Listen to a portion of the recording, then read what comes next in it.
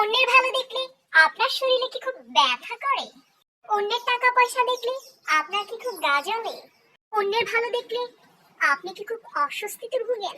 কেউ আপনার থেকে একটু বেশি সুন্দর হলে আপনার কি খুব গা জ্বলে? কেউ আপনার থেকে একটু বেশি বড়লোক হলে আপনার কি খুব অস্বস্তি হয়?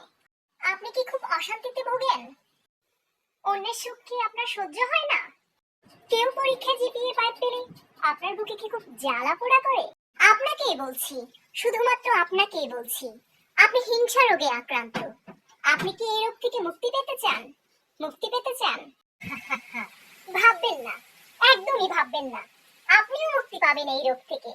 আর দেরি নয়, আর দেরি নয়, আপনার জন্য নিয়ে এসেছি, আপনার জন্য নিয়ে এসেছি মশার ওষুধ, মশার ওষুধ।